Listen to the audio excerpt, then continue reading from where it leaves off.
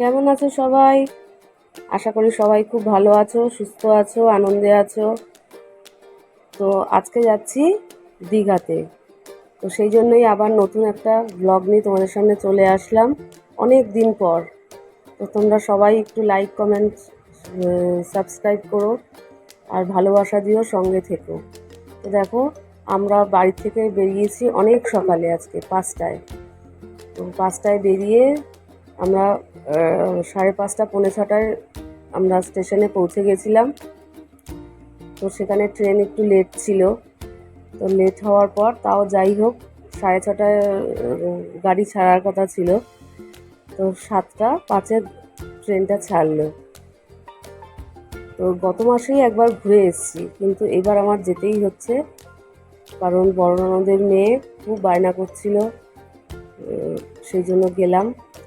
আর ছেলে মানুষ বলতে শুধু আমার বর, আমার বড় ননাস, আর ছোট ননদের জামাই, আর আমার বড় ননদের বড় ছেলে, এই কজন। আর যদি আমার বর না যেত, তাহলে আমাদের ননাস, এই যে ননাস, এ যেত না। আর উনি না গেলে, আমার বর না গেলে, তাহলে সবার যাওয়া ক্যান্সেল হয়ে যেত। সেই জন্য সবার মুখের দিকে তাকিয়ে চলে এলাম দীঘায়।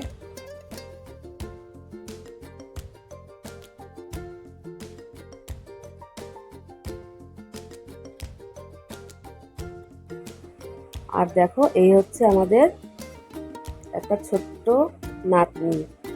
এই নাতনি হচ্ছে ছোট ননদের বড় মেয়ের মেয়ে। তো দেখো, ঘুরতে ঘুরতে চলে আসলাম দীঘায়। আবার 1 মাস পরে, গত মাসে এসছিলাম 20 তারিখ, আর এই মাসে এসছি। তো এই 1 মাসের মধ্যে আমরা দুবার দীঘায় ঘুরে আসলাম। তো দেখো, আমাদের অনলাইনে বুক করা হয়েছিল ঘরগুলো। তো ঘরগুলো খুব একটা আমাদের পছন্দ হয়নি। কি করব, এখানেই থাকতে হবে। একটু রিমোট এরিয়ায় ছিল, মানে বলতে পারো, মানে আমরা যেরকম দীঘাকে দেখি সেরকম জায়গায় ছিল না। সুতরাং এই জায়গাটা আমরা চেঞ্জ করব ভেবেছি, কারণ অনলাইনে বুক করা হয়েছিল। আর ঘরগুলো খারাপ না, ঠিকই আছে, কিন্তু এই যে ব্যালকনিটা দেখতে পাচ্ছ, এখানে জামা কাপড় মেলার জন্য ব্যবস্থা, কিন্তু একটা লোক ঠিক মতন দাঁড়াতে পারে না। তো যাই হোক, ঘরগুলো দেখে যে যার মতন বসে ঘরের মধ্যে ছিলাম। আর তারপর পুচকিটাকে খাইয়ে নিল। তো এটা হচ্ছে সেকেন্ড দিন। আমরা ঘরটা চেঞ্জ, মানে রুমটা চেঞ্জ করব। আমরা যাচ্ছি হচ্ছে যেই হোটেলে আমরা মানে প্রায় এসে থাকি, এই হোটেলটায় ভীষণ ভালো, সেখানটায় আসলাম। এখন নতুন আবার ইনোভেট করেছে ওরা, ঘরগুলোকে আরও সুন্দর ডেকোরেশন করেছে। আর সবচেয়ে বড় কথা হচ্ছে কি জানো তো, একদম সমুদ্রের পাড়। তুমি যদি সমুদ্রে নাও যাও, তুমি এই ব্যালকনিতে বসে দারুণ সুন্দর সমুদ্রের সব সিন দেখতে পাবে। মানে তোমাকে আর সমুদ্রে যেতে হবে না। এমনিও আমি সমুদ্রে স্নান করতে কোনোদিনই ভালোবাসি না। তো এখানে দাঁড়িয়ে আছি কারণ রুমগুলো, আমরা তো বললাম সকাল সকাল চলে এসেছি। আমরা এসেছি তখন 10টা। আর চেক আউট টাইম তো 9:30। তবুও রুমগুলো যেহেতু ক্লিন করে, সেই জন্য আমরা এখানে দাঁড়িয়েছিলাম। আর বিশ্বাস করো, মানে যেই রুমটায় আমি ঢুকেছিলাম, সেই রুমের এসিটা এত সুন্দর কাজ করছিল, আর বাদ বাকি ঘরের মানে এসিগুলো মানে ওরকম কাজ করছিল না। সেই জন্য সব বাচ্চা কাচ্চাগুলো আমার ঘরে এসেই, মানে আমাদের রুমে এসেই ছিল। আর ওরা বলছিল এসি নিয়েছি, কিন্তু বাদ বাকি ঘরগুলো নন এসির মতো। মানে কেন বলো তো, ছোট বাচ্চা তো। এই যে এটা হচ্ছে, আমরা এই রুমটায় ছিলাম। এই রুমটা কিন্তু আমি ইচ্ছা করে ঢুকিনি, বুঝেছো। মানে ক্লিন করছিলাম, দাদাদের বললাম, দাদা প্রচণ্ড রোদের তাপ, একটু বসতে দিন। ওই যে এই যে দেখো বসে আছি, এখান থেকেই বসতে বসতে বসতে এই দেখো শুয়ে শুয়ে পড়বো এবার। এইভাবেই এই ঘরটা আমার দখল করা, কারণ আমি ইচ্ছা করে। আর সবাই অন্য একটা ঘরে ঢুকেছিল। তবে সবচাইতে সুন্দর রুম হচ্ছে এইটাই, যদি বলো তো ডেকোরেশনের দিক থেকে। আর ঢুকতে ঢুকতেই এইসব দিল, একটু লাক্সারি ব্যাপার ছিল। ঢুকতে ঢুকতেই চা বিস্কিট দিল, মানে খুব সুন্দর। এবার এবার যে গেলাম, এটা আরও সুন্দর, মানে ব্যবস্থা এদের। তো হোটেল শান্তি ভিলা, এদের ব্যবহার এত ভালো, এত মানে কি বলবো, মানে এত ফ্রেন্ডলি। তো এই ঘরটা বড় ননদের ছেলের, ওরা ওরা ঢুকেছিল এই ঘরটায়, সবাইকে বসতে বলেছিল। তো দেখলাম সবাই যখন এক ঘরে বসে আছে, তাহলে একটা ঘর যখন দাদারা কাজ করছে আমি একটু গিয়ে বসি। তো ওই বসতে ওই ঘরটা এরকম হয়ে গেছে। দেখেছো দুটো বাচ্চা, একটু বড়টা হচ্ছে আমার বড় ননদের ছেলের মেয়ে, আর ছোটটা হচ্ছে আমার ছোট ননদের, মানে সবাই আমার ননাস হয়, তবু আমার ননদ বেরিয়ে যায়। যাই হোক, ছোটোটা হচ্ছে একদম পুচকেটা হচ্ছে আমার ছোট ননাসের মেয়ের ঘরের মেয়ে। তো ভীষণ মিষ্টি দুটো বাচ্চা, মানে বাচ্চাগুলোকে নিয়ে কোনো অসুবিধাই হয়নি। তারপর যাই হোক, আমরা সবাই একটু খেয়ে নিলাম। কি করব, খেতে তো হবেই, কিন্তু আমাদের এখানে যা গরম তার থেকে অনেকটা গরম এখানে কম। তবু আমরা সকালের দিকে কেউ বেরোইনি, ওই এসি রুমেই সারাক্ষণ ছিলাম। আর থেকে কি হয়েছে জানো, বাড়িতে এসে প্রচণ্ড সবার শরীর খারাপ, মানে সারাক্ষণ এসির মধ্যে ছিলাম। তো তারপর যাই হোক একটু তো বেরিয়েছি, ওই যে বেরিয়েছি আর ঢুকেছি, এই করতে করতে আমার ছোট ছেলের তো জ্বর, টনসিল হয়েছে, ডাক্তার দেখাতে হলো। এই মানে এইভাবেই আসার পর আমাদের অসুবিধার মুখে পড়তে হয়েছে। তারপর আমারও গলা ব্যথা।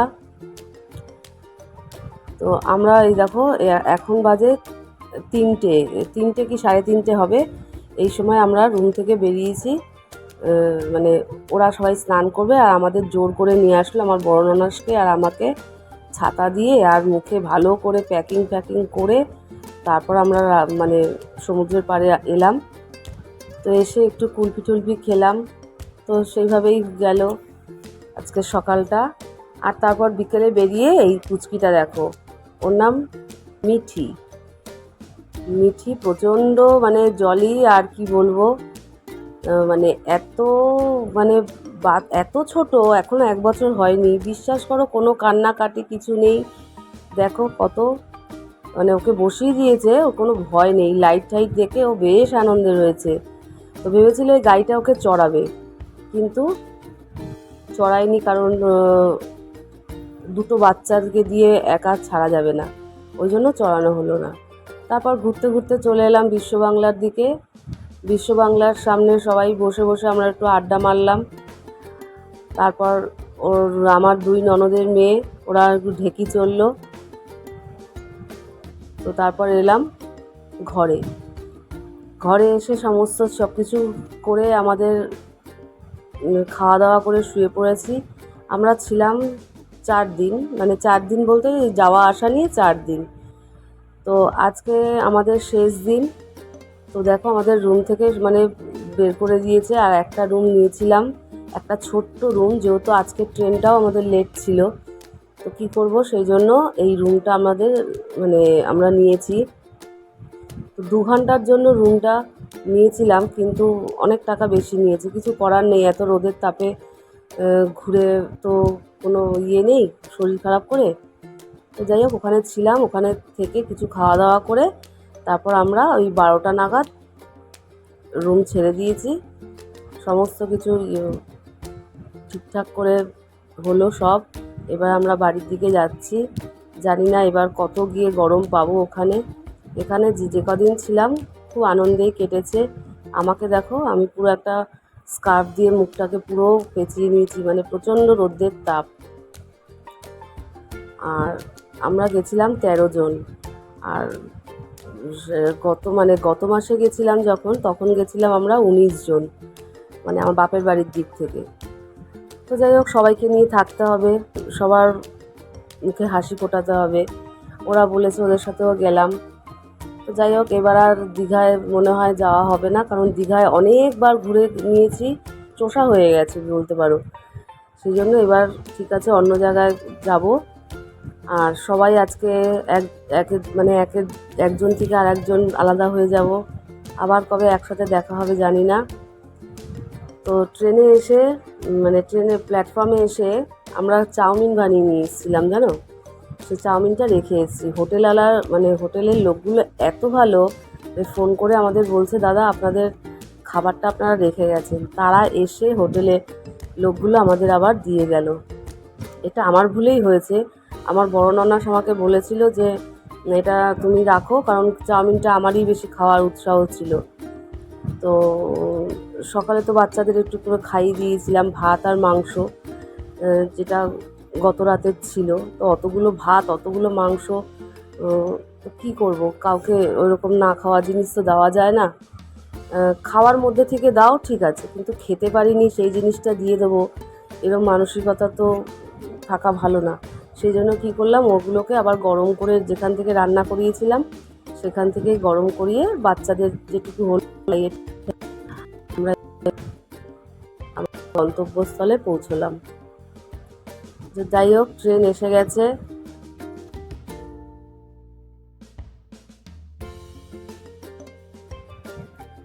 তো আমরা সবাই ট্রেনে বসে পড়েছি যে যার জায়গায়। আর ট্রেনে বেশি কিছু খাইনি, এত গরম ছিল বলে। ওই যা চাউমিন করে নিয়ে এসেছিলাম, একটু টুকটাক ডিম সেদ্ধ, শশাটাও আমরা ক্যারি করছিলাম। তো এইভাবেই আমাদের জার্নিটা আজকে শেষ। সবাই এবার বাড়ি পৌঁছে যাব যে যার মতন, সবাই আবার কাজে ব্যস্ত হয়ে পড়ব। তো আজকে ব্লগটা এই পর্যন্তই থাক, আবার দেখা হবে নতুন কোনো ব্লগে। ততক্ষণ সবাই খুব ভালো থেকো, সুস্থ থেকো, আর গরমে একটু সাবধানে থেকো। টাটা।